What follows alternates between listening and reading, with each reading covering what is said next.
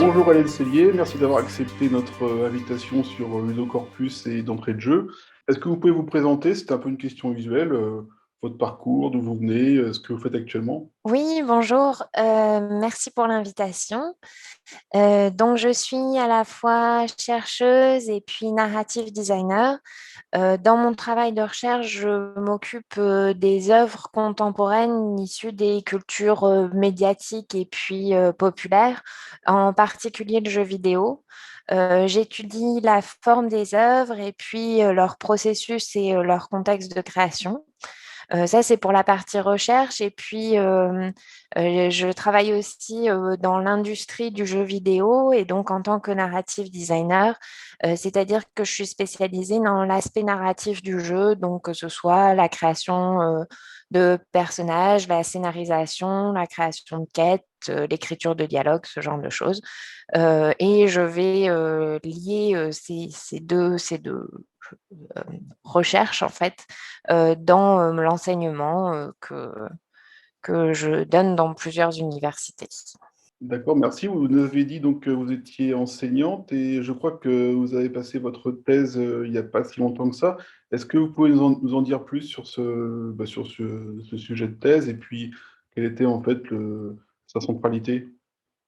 Oui, j'ai soutenu ma thèse en septembre 2019 à l'université Paris-Est Marne-la-Vallée, qui est devenue l'université Gustave Eiffel, sous la direction d'Irène Langlais.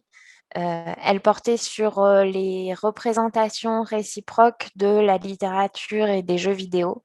En fait, je m'intéressais aux interactions entre les deux médias et j'essayais de les comprendre comme des cultures qui chacune possède des codes et puis des formes établies, et donc de voir comment elles s'imprègnent l'une l'autre, ou plutôt comment elles se différencient, elles entrent en concurrence, voilà, ce genre de logique. En fait, l'idée du travail de thèse consistait à questionner l'idée d'une convergence harmonieuse entre les médias, telle qu'elle a été notamment popularisée à partir des travaux de Henry Jenkins. Votre thèse donc vous l'avez soutenue comme vous nous l'avez dit en fin 2019 et donc depuis vous êtes enseignante, chercheuse en matière de sciences justement. Quelle est votre actualité scientifique? En fait, depuis à la fin de ma thèse, j'ai commencé à travailler un champ de recherche qui s'appelle la recherche-création. Et de plus en plus dans mes travaux, je vais dans ce sens, puisqu'il s'agit de lier des questionnements propres au monde de la recherche, notamment sur le jeu vidéo, mais aussi plus largement sur les cultures médiatiques et les cultures populaires, avec des interrogations propres aux industries créatives et notamment le jeu vidéo. Récemment, j'ai publié dans Cahiers de narratologie un article qui portait justement comme ça sur la valeur narrative des mécaniques ludiques, et donc qui tentait de mêler des réflexions de narrative design avec des questions de narratologie plus classiques en recherche. Euh, de la même manière, dans le numéro poétique du jeu vidéo dans la revue Appareil, je m'étais intéressée à la manière dont les logiciels de conception des jeux narratifs, par exemple Twine, RenPy sont les plus connus. Donc, la façon dont ces logiciels avaient une influence sur la forme des récits qui sont produits dans ces outils. Donc, en liant des concepts de la narratologie, notamment la narratologie post-classique, avec une approche inspirée de la recherche-création et ancrée dans l'utilisation des outils contemporains. Dans la même lignée de mon travail, j'ai je suis en train de mener un processus de recherche-création sur l'écriture de récits interactifs et qui s'est concrétisé par la sortie d'un visual novel sur Steam et qui est intitulé 7 jours, 7 lieux, 7 vies. Vous venez de mentionner la création et puis la sortie d'un jeu sur la plateforme Steam qui qui s'intitule 7 jours, 7 lieux, 7 vies. Pouvez-vous déjà nous en dire davantage sur ce jeu? De quoi s'agit-il? Et une autre question, comment vous arrivez à articuler la création d'un jeu vidéo avec votre démarche de recherche scientifique? Euh, L'origine du projet 7 jours, 7 lieux, 7 vies, c'est l'appel à projet du GIS fin 2019 qui m'a donné un cadre dans lequel je pouvais poursuivre des recherches que j'avais déjà entamées en amont. J'avais travaillé sur la narrativité et l'expressivité vidéoludique, c'est-à-dire la manière dont les histoires, les récits, les mondes fictionnels, les thèmes ou plus largement l'expérience du jeu vont se construire, vont faire sens. Euh, et, euh, et en fait, l'idée, c'était de prendre des questionnements précis par rapport à la narrativité et l'expressivité vidéoludique et de les poser à travers en fait un jeu. Le jeu va permettre de faire émerger la connaissance en deux temps, si vous voulez. En fait, les recherches scientifiques vont pouvoir nourrir le projet, influencer sa forme et et de là vont naître des hypothèses qui vont être testées dans le jeu. Et ensuite, dans un deuxième temps, quand le jeu est réalisé, créé, on va pouvoir revenir sur la forme qu'il a pris, répondre en fait au questionnement initial, interroger les hypothèses qui ont été mises en jeu, et donc comme ça, faire un retour réflexif sur l'œuvre. D'accord. Pour un petit peu nos auditeurs et auditrices se mettent à la place des joueurs, moi, si je joue demain à ce jeu, comment concrètement comment les différentes étapes vont-elles, comment je vais les comprendre, ces différentes étapes? Alors, en fait, le jeu n'est pas conçu pour transmettre un message scientifique. En fait, le jeu fait partie d'une démarche scientifique plus large.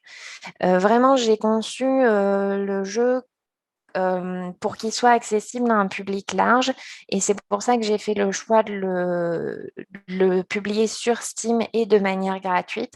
C'est pour que, sans nécessairement s'intéresser à la partie scientifique du projet, on puisse juste avoir une expérience ludique. Et ensuite, c'est cette expérience ludique-là qui va m'intéresser et sur laquelle moi, je vais travailler. Donc, en fait, l'aspect recherche va influencer le jeu et le jeu va influencer la partie recherche, mais pour autant, on peut prendre le jeu comme une entité autonome. Hélène Sellier, vous avez parlé d'un terme qui a retenu mon attention, c'est la recherche-création. Ça semble vraiment être au cœur de votre démarche. Est-ce que vous pouvez préciser un petit peu pour le public un peu profane en la matière, notamment sur cette notion?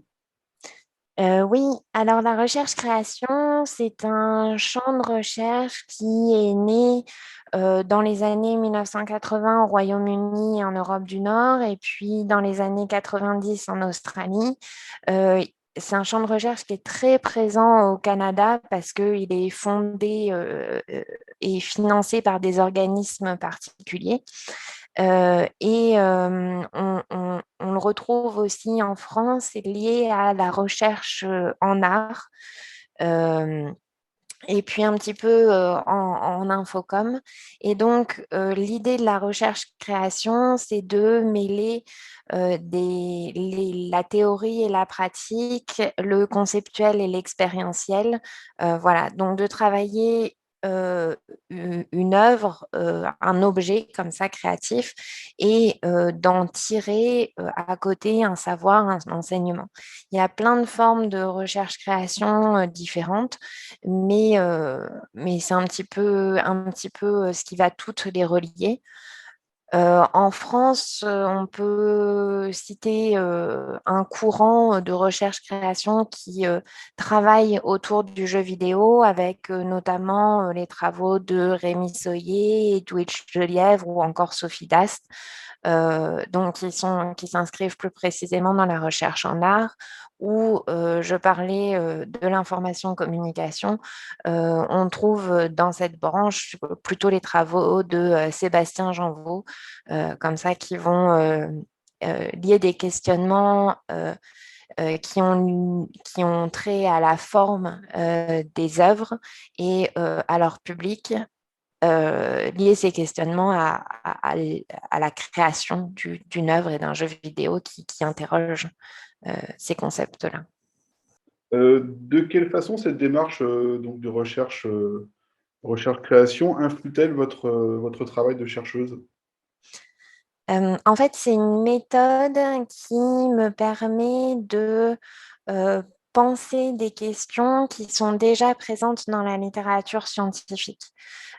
Pour vous donner un exemple un petit peu concret, il y a beaucoup d'interrogations dans les game studies autour de la manière dont le jeu va faire sens, notamment à travers le sentiment d'agentivité du joueur ou de la joueuse. Et en fait, ces questionnements-là théoriques vont pouvoir euh, ont donné lieu à des hypothèses dans la recherche théorique. Et ces hypothèses-là, je vais pouvoir les retravailler pour en faire une forme ludique. Et ensuite, cette forme ludique-là, je vais pouvoir l'interroger grâce à des entretiens qui seront menés par la suite. Et j'espère que ça pourra me donner un nouveau savoir que je pourrais ensuite retransmettre dans la théorie, en fait. Oui, donc si je comprends bien, en fait, votre intention dans la deuxième partie qui s'ouvre après la sortie du jeu, ce serait d'interroger des joueurs et des joueuses pour que vous ayez un petit retour, un travail d'enquête et finalement un retour d'expérience sur ce jeu. Oui, exactement.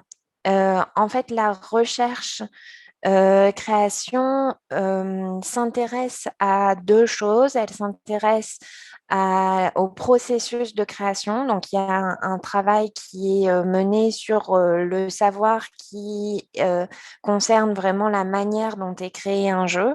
Et pour ça, il faut avoir une certaine distance pour pouvoir avoir le recul réflexif sur la pratique qui a été faite. Et puis, je pense que la recherche-création donne aussi un cadre dans lequel on peut penser comme ça l'expérience du joueur ou de la joueuse et donc fournir des autres outils ou euh, oui, des autres outils pour penser autrement le, le processus. En 2019-2020, vous avez été lauréate pardon, de l'appel à projet du GIS Jeux Société. Quelle a été la nature du soutien et en quoi ces dotations ont-elles accéléré la mise en œuvre de votre recherche et rendu possible certaines pistes actuelles? Euh, alors en fait, tout le projet est né de l'appel du GIS, c'est-à-dire que je pense qu'il n'aurait pas eu cette forme-là ou cette liberté là si l'appel à projet du GIS n'avait pas existé, si je n'y avais pas répondu, etc. Parce que c'est vraiment le thème de l'appel à projet, donc le hasard et la nécessité qui a complètement influencé la recherche. En fait, le thème me paraissait tellement bien collé aux problématiques de est-ce que le joueur pense qu'il a un choix? Est-ce qu'il ressent sa personnalité ou ses opinions s'exprimer dans la structure du jeu ou pas? En fait, euh, je l'ai pris comme une opportunité de développer des réflexions dont les graines avaient été plantées un petit peu avant. Et en fait, dans la mesure où à cette époque-là, j'étais scénariste freelance, en fait, je n'avais pas la possibilité de faire une recherche comme ça dénuée de toute entrave, il fallait toujours que je me plie à un cadre qui était de l'ordre de l'industrie vidéoludique, voilà. Et donc, le fait de pouvoir faire un projet comme ça et construire complètement la forme du jeu par rapport à ces questionnements-là de recherche, ça a été possible simplement par l'appel à projet. Je pense aussi que c'est ce qui m'a permis professionnellement d'arriver là où je suis, parce que ça m'a donné des armes supplémentaires dans la méthode de recherche-création que j'emploie, et donc de pouvoir apporter cette démarche-là, ce bagage scientifique-là, dans l'industrie du jeu vidéo. Et je pense que c'est pour ça que j'ai été recrutée en tant qu'artiste-chercheuse dans le jeune studio The Seed Crew, pour justement poursuivre en fait ces questionnements-là, donc dans un autre cadre, mais poursuivre ces questionnements-là sur la narrativité et l'expressivité. Écoutez, justement, vous devancez ma question parce qu'on a parlé de votre actualité scientifique.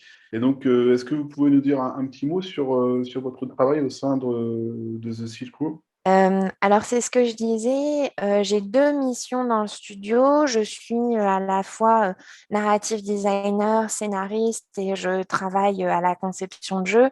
Et puis, en même temps, je suis chercheuse, c'est-à-dire que je m'intéresse, j'ai vraiment une mission de recherche sur les jeux concrets, mais aussi sur la culture vidéoludique en règle générale.